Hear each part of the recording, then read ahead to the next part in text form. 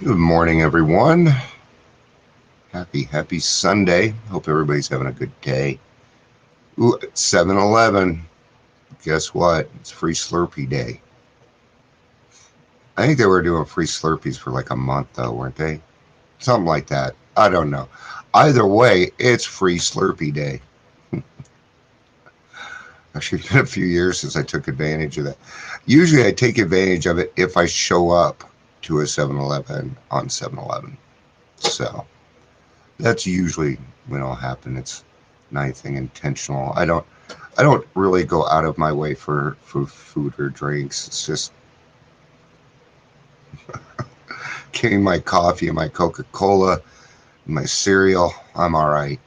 I'll be all right. So, welcome everybody. Everybody joining us. If you're here, please say hello. And of course, if you have any comments to make, if you want to add on, uh, maybe a correction. I don't get everything right. Uh, but the conversation's got to start somewhere. It's one of the things I do. I'll start conversations. Sometimes I'm wrong, but it's not about being right. It's about getting the right thing done. Right?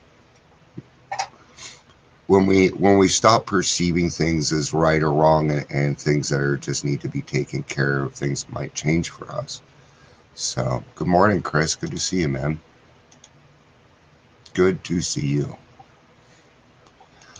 Today, I'm going to be talking about I don't want to say specific, but kind of. So in chapter 5, we talk about a certain type of person. And I'm not sure. Let's just go ahead and cover the first paragraph of chapter 5, right? Um, do you have, morning, Gary. Good to see you, bro. Good to see you. Do you guys have any friends that it just seems like they have problems all the time? Or maybe they're over emotional, what you would feel over emotional about certain situations. It just always seems like they have problems. Do you have them? If you're friends with me, you have one. No? You don't, but Dion, I don't see that. No, you don't see that. Huh. That's because I did what it said to do. Uh, some of us suffer from grave emotional and mental disorders.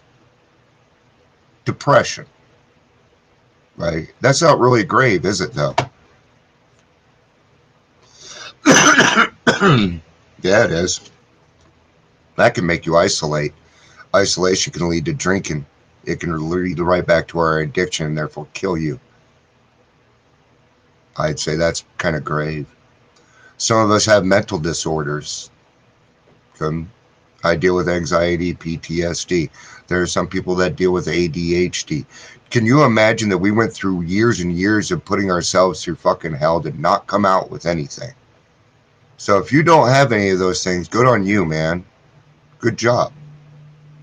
Okay, but you're still going to need to apply tolerance and love to some of these people because it might be tough. Oh, they're getting ready. Just because somebody is having an emotional problem does not mean they're getting ready to drink. Okay, it was tough for me. Okay, it took me 2 years to find my home group because I need to be comfortable in my home group. Period. That is one thing I will not squelch on or bend on or anything. And I don't give a hoot what anybody else says. And why? Because those people know and they understand and they're okay with it. See, there's some groups that they're not okay with it, and that's all right. That's all right. That's all right. Actually, it's not okay, but it's all right. Okay? But odd, weird things happen to people like us, like being fired by sponsors. How many people get fired by their sponsor? I don't fire sponsees. Uh-uh. I think that's like the worst thing to do to somebody new in the program, or anybody in the program, depending on how you go about it. At the same time, okay, sometimes you're going to do things and you're not going to be able to control what happens. I've had to let people go in my business, and it wasn't pretty, no matter how I handled it. Right? So we have to remember that we can only control ourselves. Okay? Why am I bringing this up? Because I'm seeing it more in meetings. People are having a hard time. Now, here's the thing. And I don't want to put anybody down, but meetings are not a place for your whining. That's where your sponsor is. But when your sponsor just fired you, where are you supposed to go? Well, you're going to go to the only arena that you know of, and it should be available. I'm available to those people, but that's because I understand. So, Chris, you remember Odd Rod? Great. You know what? It wasn't always fun to listen to him, but he had great things to say. And you know what? He went to meetings every day. He did the work. He did this. He did what is said in here. So let's read a little bit about it. Because really, it comes down to honesty. Rarely have we seen a person fail who has thoroughly followed our path. That in and of itself, rarely have we seen a person who has thoroughly followed our path. Here's the problem. Rarely have we seen a person follow the path. That's on the other side. We want you to follow that path, man, for good reason. Your experience is probably going to be a little different than mine. It is going to be different than mine. That's okay. You're going to need that experience to pass on to somebody else. Yeah, he knew the program, Chris. He knew it inside out. And not only did he know the program, but he worked it. And I guarantee you, he was more aware about his mental state than anybody else in that room. Why is that? Because we have to go to things like I've been seeing a therapist since I was 11 years old. I'm now 50. If you think I don't understand mental disabilities, I know more than most psychologists and doctors. That's from my experience. So take that experience from other people. Hey, I see that's going on. What's going on? You're probably going to get an earful. Okay? Understand that when people have anxiety, PTSD, ADHD, ADD, okay, they're going to go back to their natural response, which is fight. Okay? And when you're stuck in PTSD, I don't care who you are, everyone is the enemy. Even my wife was the enemy. I thought everybody was after me. I was wrong. Partially. Those who do not recover, people cannot give themselves to this simple program. Usually men and women who are constitutionally incapable, being honest with themselves. The only people that don't make it are people that cannot be honest with themselves. I hate to say it, but there are diseases out there that will. Like Alzheimer's, dementia. There are some things. Here's the thing that sucks about all of this.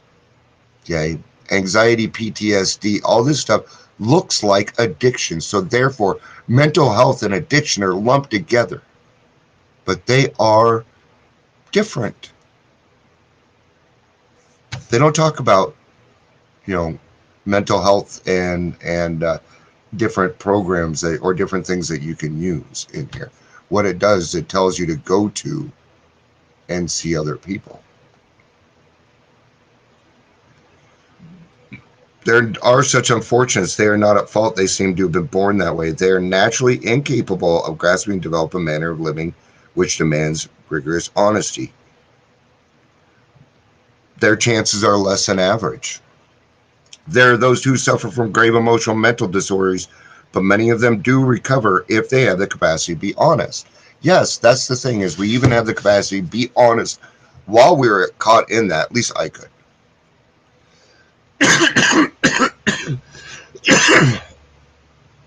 But that didn't happen until I became aware of the fact of what was going on first. So I had to realize what was going on first before I could handle anything about it. I'm going to read the daily reflection, which I haven't looked at yet today. Let's go ahead and read it. A turning point. A great turning point in our lives came when we sought for humility as something we really wanted, rather than something we must have. Wow. Humility. I've been working a lot on humility lately and staying humble. I've just really felt the need to do that this last week. And not because it was something I had to have in my life. I want it in my life. It sets off a series of other things in my life that go well beyond just staying sober. Either the AA way of life becomes one of joy, or I return to the darkness and despair of alcoholism. There really is no in between, guys. I tried to find it for years. I tried. It doesn't exist.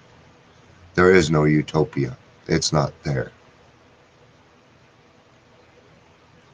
Joy comes to me when my attitude concerning God and humility turns to one of desire rather than a burden.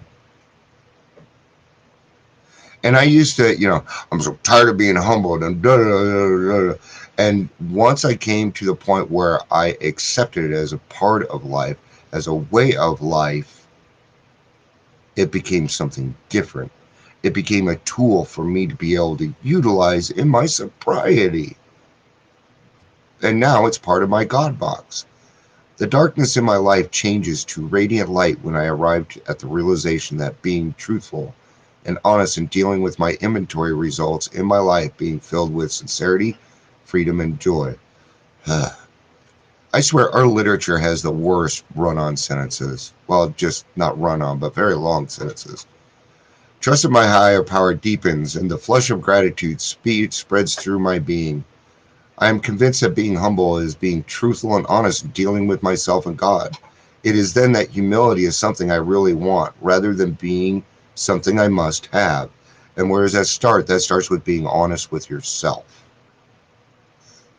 That's the hard part. That's the really hard part, was for me. Why? Because I didn't know how.